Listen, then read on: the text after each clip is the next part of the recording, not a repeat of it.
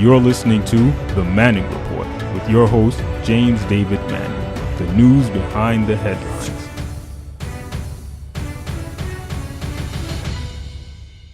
So let's get on with the story. The main event today is that Glenn Beck, right, says that if Republicans lose with Donald Trump in 2020 election, then America, as we know it, is over.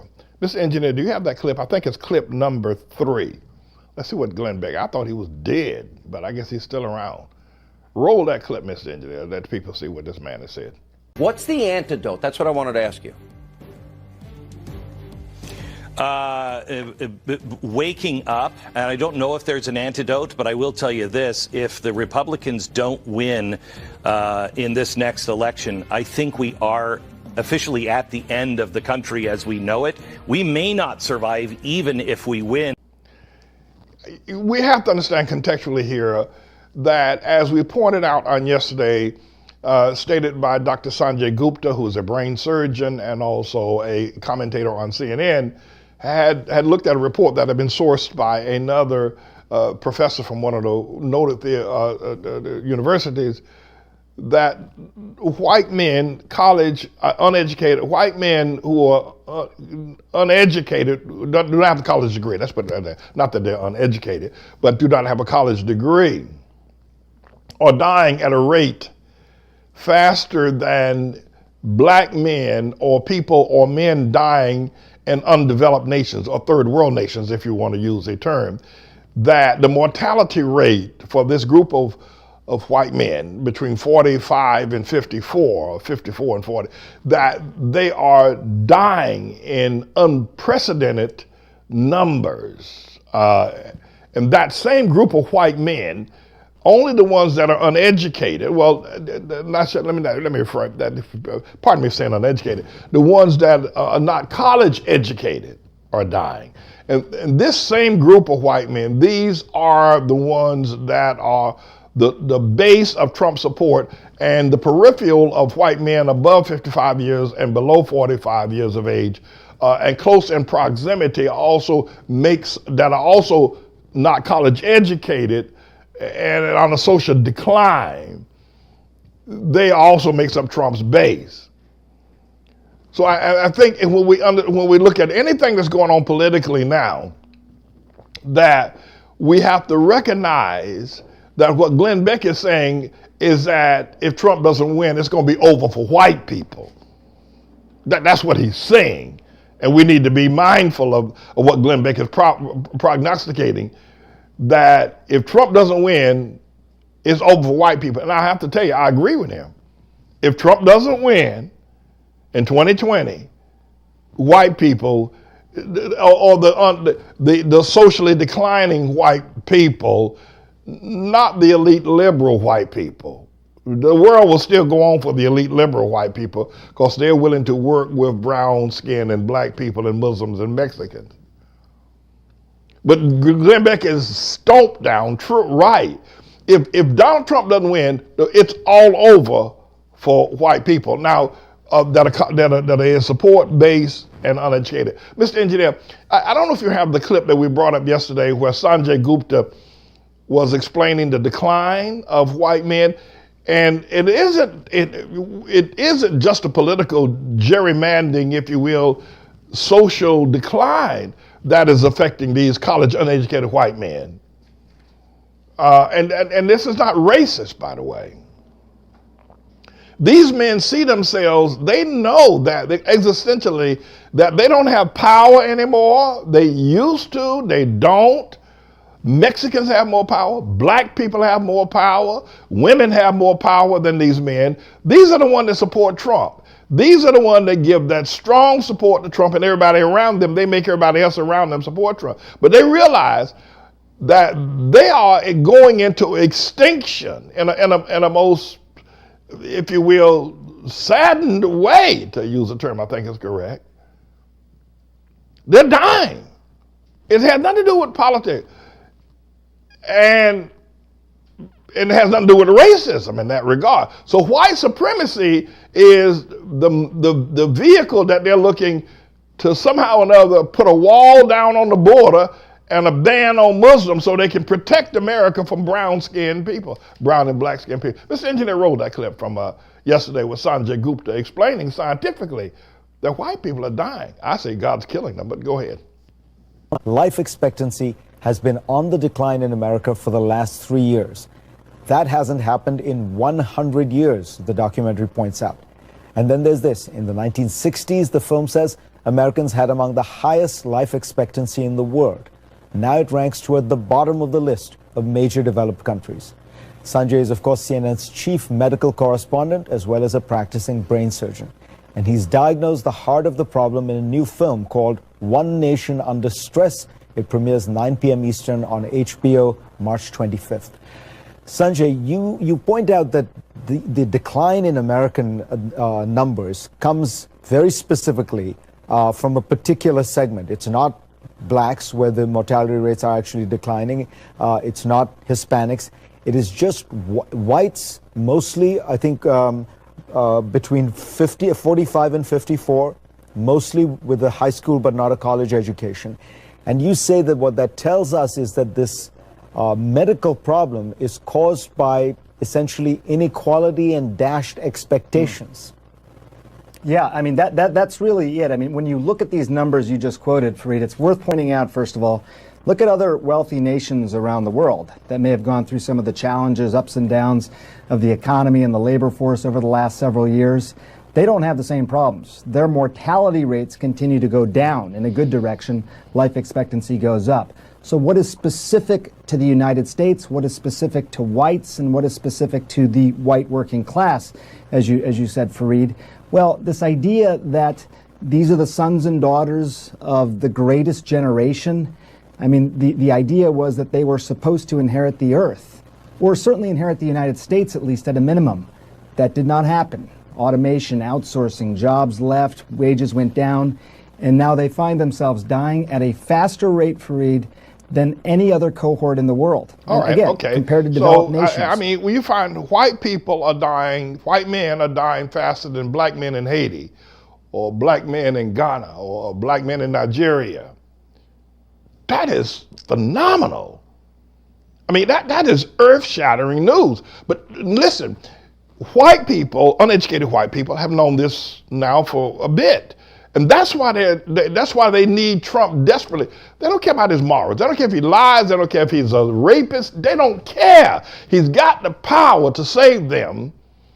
And everything else pales in comparison to the survival of the white man. So when you know, from now on, interpret all of you see what Trump does and why the Republican J5 senators and people like Devin Nunes and Jim Jordan in the Congress, why they support him blindly. Understand, this is about life and death for them. This is not about, a political ideology. And so until you realize that they're fighting for their lives, but they're fighting the wrong headquarters. The headquarters, the reason why they're dying is because God's killing them. Listen, when you got a white man in America with all of its safety nets and health facilities dying before black men in Haiti are dying, something's up. And it isn't the government. It isn't, there's poverty like you won't believe in Haiti, yet black men are living longer in Haiti than they are in Tennessee, in Georgia, in East Texas, in all Texas, Oklahoma, Louisiana, Florida, West Virginia, Ohio, Indiana, Montana. White men are dying faster in those states than any other place on planet Earth. So Glenn Beck is saying that the reason will be is that socialism will take root. So we're going to make this part 2 of understanding white supremacy through the eyes of a Jim Crow sharecropper baby boomer, so we can understand the dynamics and what's happening with Fox News and why these people are so zealous for Trump. We're looking at But here, the thing that I think separates me from everybody else on this matter is that going to the polls, and what Glenn Beck does not realize, neither does Sean Hannity, is that it isn't, you can't solve the fact that they are dying by who's president. White supremacy is not going to solve what the throne of God has decreed. God's killing them. God's killing them, mind you. And in the Southern Baptists, God's going to kill others as well, but this is one group that's isolated. God's killing them. And you can't vote your way out of death. You can't vote your way out. You can't put a degenerate in the White House to stop you from dying when God has declared you're going to die. God's going to kill you. He's going to kill them all. And so, in order to understand and interpret what's going on politically, and we'll come back to this subject matter, that understanding white supremacy through the eyes of a Jim Crow person. I was born Jim Crow. Sharecropper. I lived as a sharecropper, and I'm also a baby boomer. We got some breaking news that's coming across the screen today, and that is Rod Rosenstein, who is the acting attorney general, not the acting attorney general, but the assistant to Attorney General Barr, and presently the boss of Robert Mueller, who's his investigation, special counsel investigation that Robert Mueller's doing, that Rod Rosenstein said he was going to be leaving last month. They said to be leaving in early March. We just got news that he's staying on. So we have to ask, what does that mean? Does that mean that the Mueller investigation continues, that there's more that needs to be done, that Rod Rosenstein can't leave just as of yet because the investigation is not winding down but escalating up? We don't know. But perhaps by the time we get our next broadcast, and presumably tomorrow, depending on when we're listening to this, is that we'll have more details of what's going on inside the Mueller investigation. But it isn't over with if Rod Rosenstein is not leaving. It isn't over with. But it also might portend that perchance that Attorney General Barr, who's been confirmed by the Senate, is not ready to stand in defense of Tribulation Trump. Maybe he has seen some things that Trump has done that even he can't defend. I think that's what happened to Matthew Whitaker, the acting Attorney General Matthew Whitaker. I think he saw some things in the Robert Mueller report between Trump and Manafort and Trump and Putin and others. I think Matthew Whitaker saw some things that even he himself said, I just can't defend Trump on this. This doesn't make any sense to defend this low-life degenerate against the goodwill of America. And I think that's Matthew Whitaker there. And I think he's willing to step back now and testify against Trump. And I think Robert Barr, who has come on board as the actual confirmed Attorney General, is probably going to say the same thing. Trump is such a low-down, dirty piece of degenerate. I mean, if it was just about politics, if it was, it was just this or, one party over that idea of policy, socialism or, capitalism, I think Barr and Whitaker and Rod Rosenstein and others would defend Trump. But Trump is such a degenerate. He is such a despicable individual. I don't see Barr keeping this information from the American people, and I don't see him supporting Trump. I think Trump's out there by himself. I think Trump and his children are going to jail. So we'll follow up on this on Rod Rosenstein not leaving the Mueller investigation. He's going to be around for a while. That's very interesting, which means we're going to wait a little while longer before we know all of what's going on.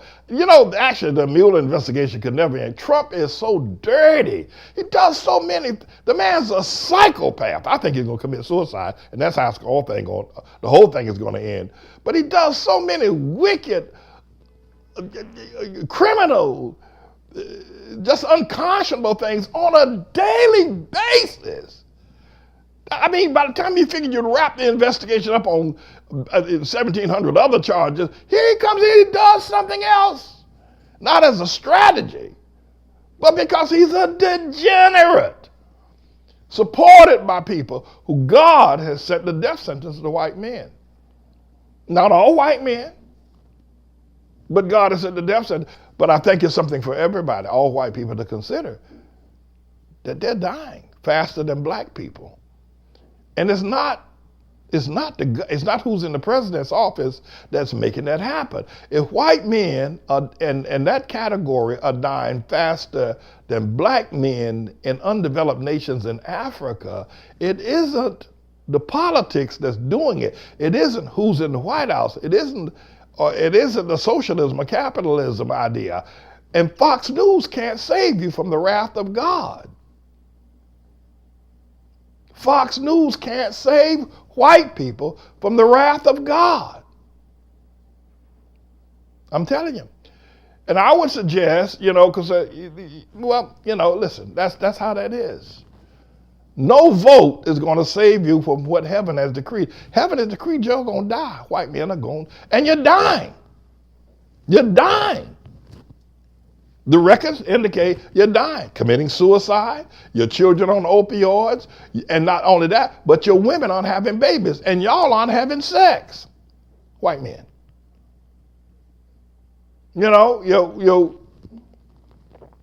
I can't imagine it either,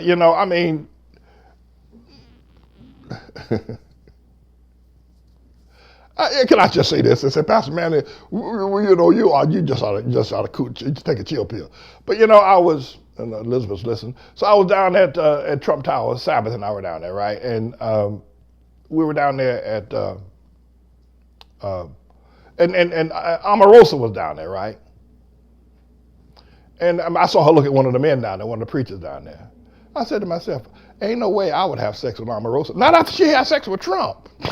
God, no. I couldn't think. You think about that. She had sex, Omarosa had sex with Trump. Can you see how ugly? How could you want to have sex with her? But I think a lot of white women, there's Omarosa right there. She cut right in front of me. I don't know, most men probably wouldn't want to have sex with her. Because you got to think about it. She once had sex with Trump. So I'm no, Lord have mercy. Ambrose, keep on walking, baby. But, the wrath of God's against white men. And I would think that a lot of white women who aren't having babies now are going to have even fewer. Because if your husband likes Trump,